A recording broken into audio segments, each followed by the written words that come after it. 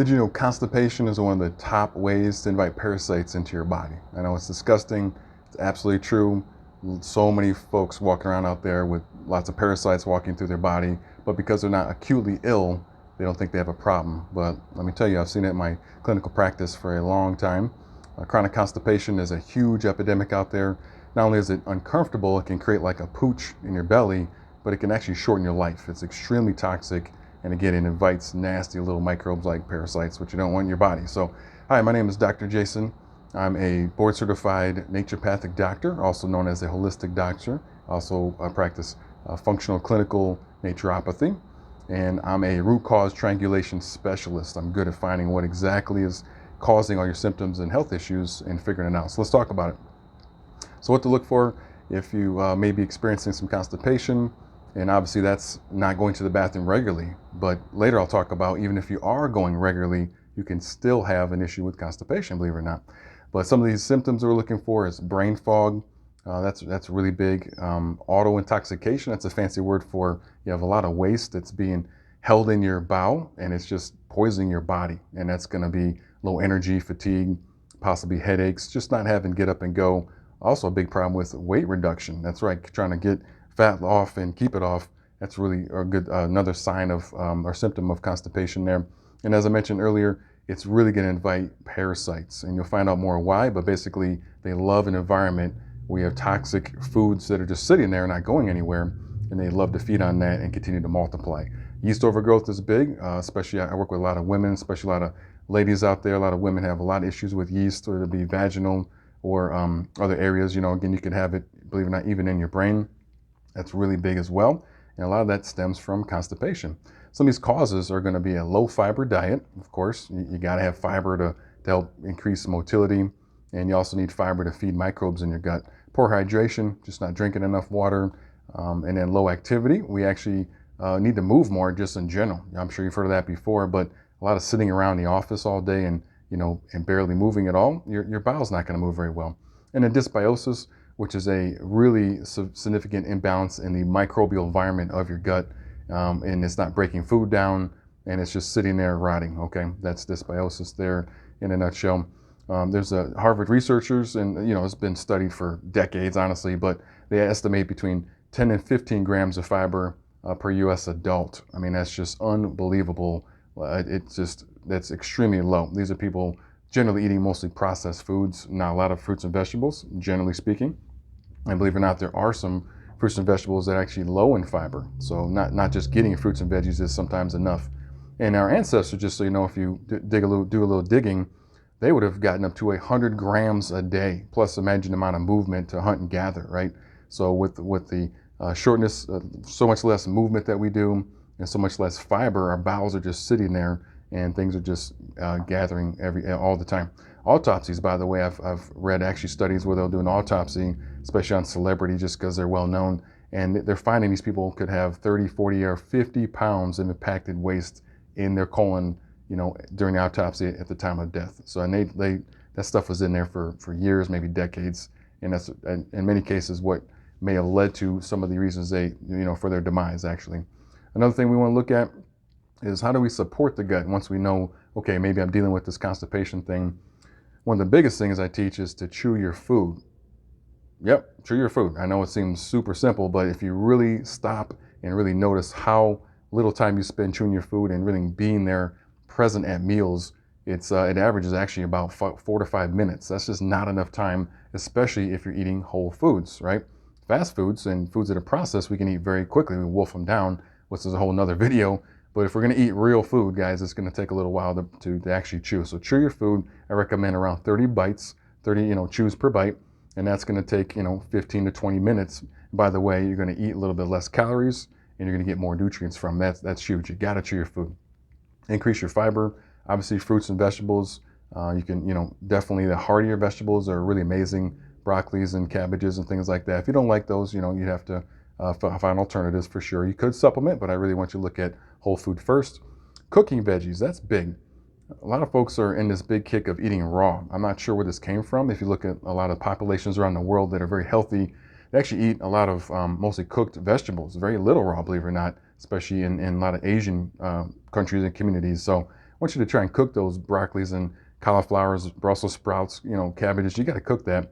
You're just not going to break that down enough in the human gut. If you happen to be a hoofed animal, if you happen to be a cow or horse or something, you've got lots of time to break that stuff down. We can't do that in the human gut. We've got to give our body an edge, which is at least breaking down some of that cellulose. Cellulose is tightly packed like this, fibers that are hard to break apart. Again, we have very little way to attack that in our human gut.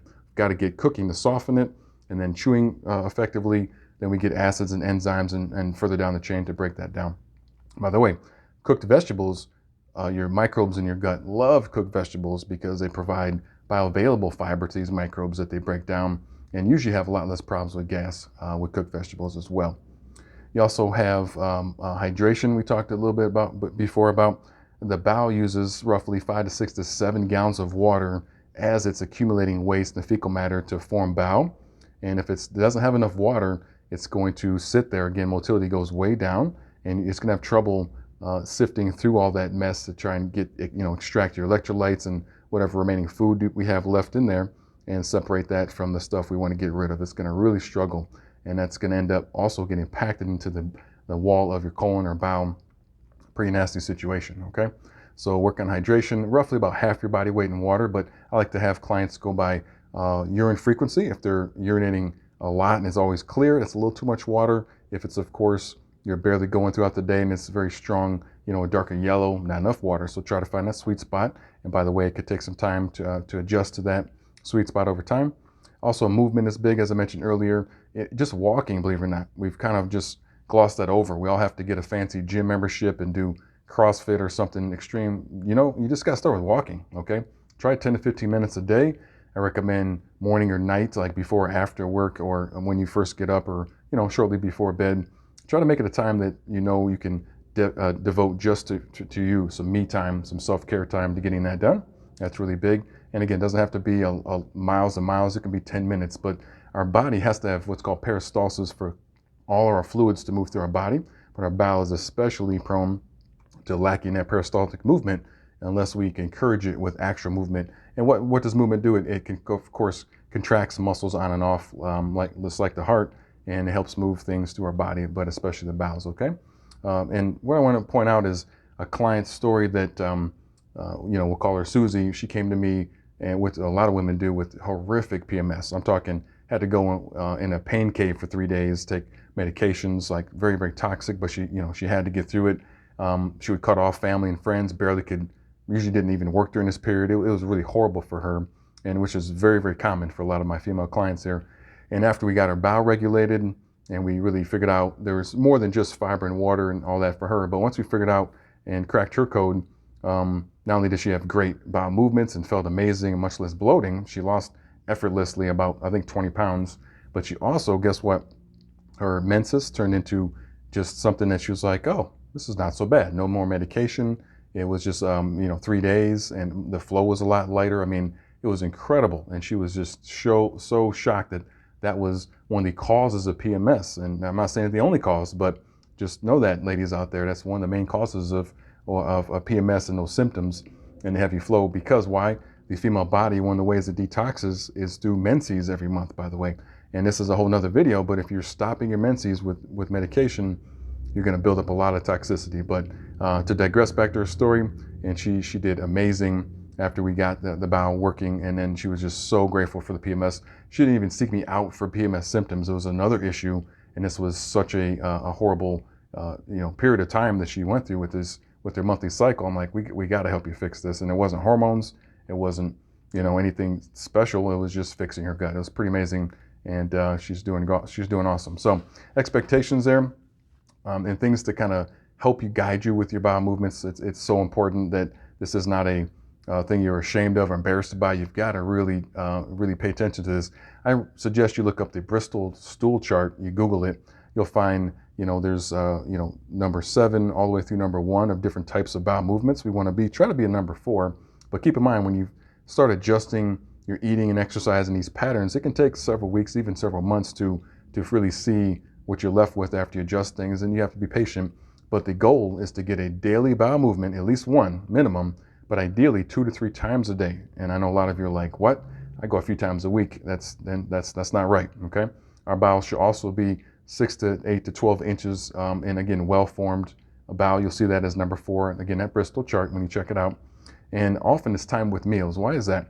Remember, when you start to eat meals, your body goes into, ideally, parasympathetic nervous system, okay? And that means we're in that rest and digest phase. Our body's relaxing, and peristaltic movement is more easily attained in that fashion when we're relaxed, okay? Also, mastication or chewing, we're breaking down our food, we're getting all the enzymes and acids. That entire digestive process signals our bowel, you know what, we might want to make room here, right? So it is ideal if you would have bowel movements somewhere around mealtime. It may not be exact, but an hour or two later. But again, that could take some time to achieve that. So be patient with yourself, okay? You may indeed get some gas, some discomfort, maybe a little bloating at first, right? Remember, because you're changing your ecosystem. Those are microbes down there that you're trying to adjust, and they're going to adjust, right? Just like you're adjusting. So give that some time. It can take, again, a month or two. And by the way, a little gas, even a good, well-regulated bowel, when we're supporting it properly, you actually should expect a little gas, by the way. That's not bad. The key is it's not huge amounts of it, and it should be odorless, and it should not be painful, should not cause distension. But why do we get even a little gas when we're healthy, right? Well, microbes, all right? They're breaking down these fibers, and that creates different types of gases that must be part of their metabolism. So that's okay. But if we're getting lots of bloating, distension from gas, and obviously if it's very foul smelling, then you have a lot of issues going on, some dysbiosis. But again, be patient with yourself. And I want to share with you a story of me personally that just absolutely shocked me. I've been in health for going on 20 years right now, and really thought I was doing the right thing. About 10 years ago, I had overworked my back doing some landscaping. Went to an urgent care, could barely walk. He did an x-ray. The PA there the doctor did an x-ray, and he said, hey, your back looks okay. I think it's just inflammation. We can do X, Y, Z. But then he said, hey, you should probably know about this. He showed me an x-ray of my colon, and you have a ascending, transverse, and descending, right? You got 3 parts of your colon. It was completely impacted with waste. Now, what shocked me is that I go to the bathroom every day. I was having bowel movements every day, almost half my entire life. I was still constipated. That's what I wanted to share with you guys that I alluded to earlier. You can actually still be constipated, and even severely, and still have daily bowel movements. So keep that in mind. If you have, again, bloating, distension, brain fog, fatigue, all the things we talked about, and you're going to the bathroom, it may not be enough, right? We're not cleaning out that colon completely, and we still need to do, again, hydration, water, fiber, movement. And after all that, if it's still a problem, if you still are not, seeing your stomach shrink and you feel better and more energy, then you should seek out qualified professional advice to help you figure out, because there's clearly more going on than just, those basic tenets there, okay? So hopefully that helps you out with constipation. Give that some thought. It's really, really important that you don't gloss this over, that you really understand that this can really shorten your life. And by the way, these things I mentioned can help reduce parasitic infestations.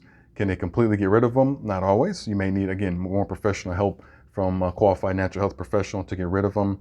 But by the way, even if you use a medication to get rid of them, if you don't change the environment of the bowel, you don't change how you're eating, how things are moving, your motility, they will come back. And that's because even whole foods like salads and vegetables from even a garden, there's going to be parasites in there. I know it's gross, guys. I know. No matter how much you cook it, no matter how much you do, they're part of our environment. They're ubiquitous to human life. So the idea is that we want them transient to move through our bowel and then, out the other end and keep moving, and not set up shop and have an apartment and then they're getting 3 meals a day like they're in some kind of nice cushy prison, okay?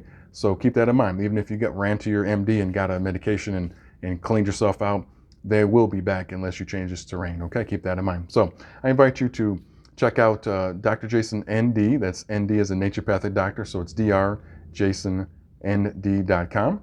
I do have an ebook there, completely free, and it's 12, 15 pages, packed full of really, really great stuff that I put together, things I've compiled over my career to try and help people. I'm really, really passionate about helping my clients and helping you get to that best health you can and being well. So check that out. It's free. You can sign up for that.